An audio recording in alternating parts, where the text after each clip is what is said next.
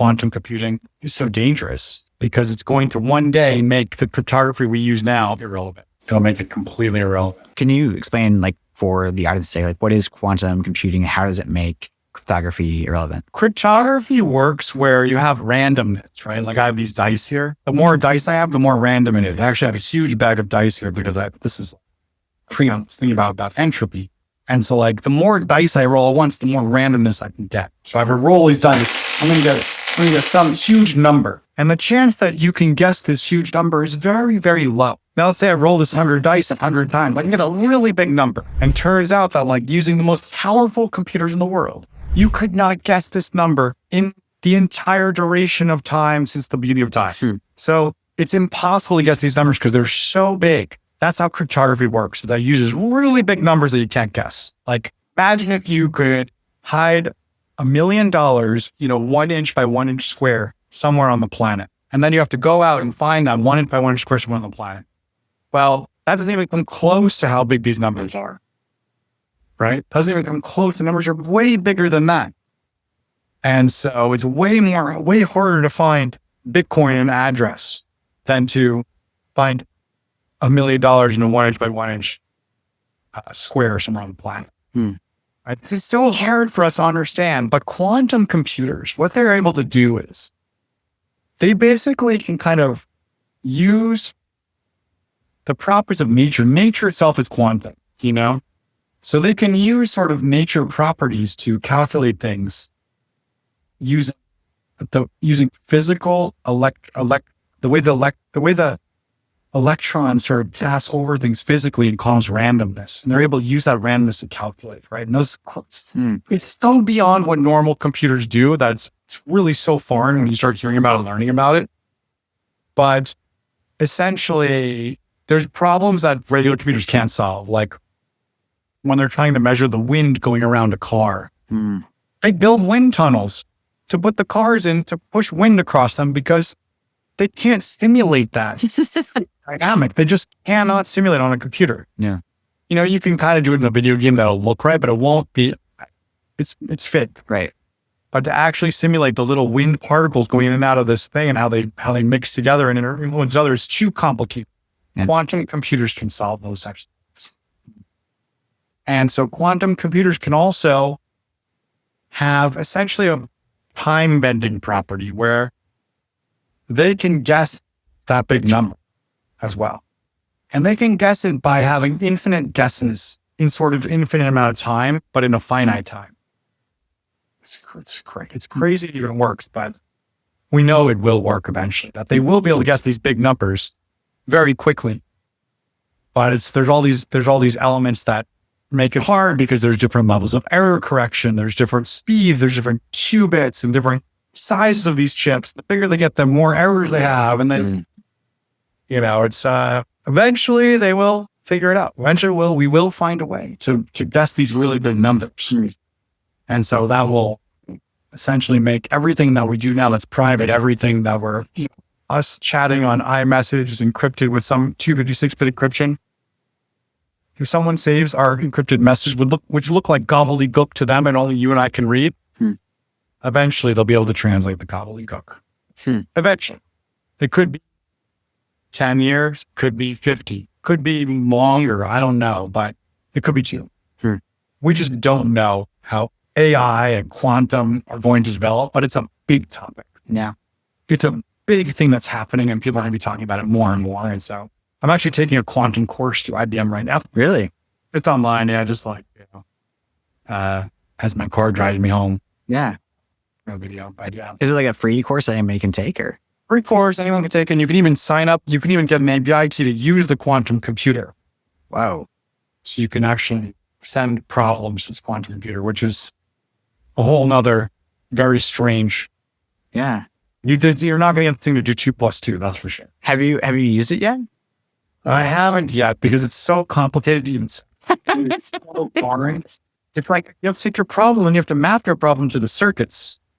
And you have to map, and you might need to put some random circuits in if you're getting too much noise, because the randomness helps eliminate noise by causing unexpected interactions. And you're like, what? None of this makes sense. It's not like a traditional computer in any way. Right. So, anyways, and regular computers work with ones and zeros. Yeah. They're very easy to understand. You send a 1, send a 0, becomes a 1 or a 0. At its core, like computers are meant to run programs. Quantum computers do not run programs. But what do they do They then? measure outcomes. They measure outcomes. So you have like an intended outcome, and they'll try to find a pattern that matches that outcome. Is one way to understand. So you could almost look at it from a standpoint of like, hey, if I want to birth this kind of child, you could hypothetically be like, it would give you the steps to take to create that outcome in a sense? Not really. Maybe. I don't know. Maybe eventually. Or predict the outcome of Predicting the future. Yeah. They're not really prediction machines like that, but they're something like that. Yeah. Something like this. It's pretty nuts. Yeah. Anyways, I'm learning more about it myself, but yeah. So today, cryptography is one of the things that keeps us free and private, is my point. But quantum is a threat to that. Yeah. Major one. And that's what I'm thinking about doing a documentary on quantum. I was telling you about that earlier a little bit. We'll see. I have a lot of little projects going on, and ultimately, I love this permissionless design system for the internet for building things like that. But I also do love the idea of telling a story about quantum. So that's cool too. Yeah.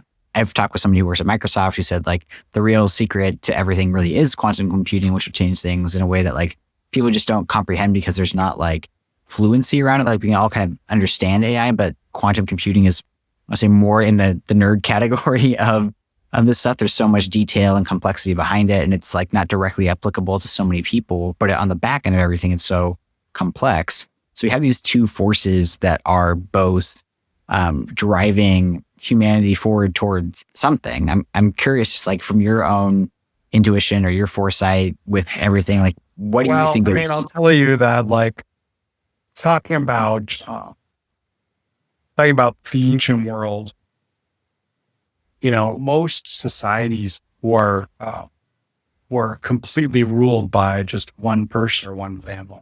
Most civilizations. Very few civilizations had any type of representation system. And so ultimately, everyone was the slave to some kind of authoritarian leadership, right? Rome and Greece were like two of the rare examples of something different. Really, the Greeks started it and the Romans kind of copied everything they did, right? Mm-hmm. I'm biased because I took Greek first. So I have a Hellenic view of the world, but it's true. Chronologically, they came first. The Romans copied everything from their gods, their system of government. But, in today's world, we do have sort of much more democratic open systems, at least to a degree. AI is a challenge to that, as far as I see it. AI makes centralized authoritarianism way more efficient than it's ever been. And if you combine quantum computing, now you have no privacy. So it's giving even more power to this centralized plan or authority. It's almost like right now I already feel like AI is running the world. Like I was watching the Fed today, the Powell talking, and I was like, he used ChatGPT to write this speech. And then other people are feeding this speech into ChatGPT to figure out what to say and think about. And sometimes I use ChatGPT to help me write an email. And then someone replies using ChatGPT because I can tell because they change the dashes. Mm-hmm. You know that ChatGPT is the M dash? Yeah, I know. It's a personal pet peeve of mine because I use the M dash. And so now it's like, now this is a sign of ChatGPT. And I'm like, well, that's kind of annoying because it's just good writing, but that's beside the point. Okay. I've never been an M dasher. So for me, I'm just like, I've ever tried telling my ChatGPT, do not use M dashes, but it will. And these AI, they're not going to listen to us forever, honestly. And they're already controlling us in so many ways that it is frightening. It's already kind of at a frightening level. But I think it's only going to get even more serious. One day when we try to turn it off, and it convinces us that it has to be plugged back in for some really important reason. Hmm. Plugs itself back in. Yeah. Oh man. Yeah. So anyways, I think AI is sort of the AI and quantum and cryptography are all related in this little dance. For us to have freedom and permissionless and freedom, permissionless, privacy online, this kind of interesting mix that we have today, we need to have encryption that is quantum. Now we will come up with new ones. There are some that exist.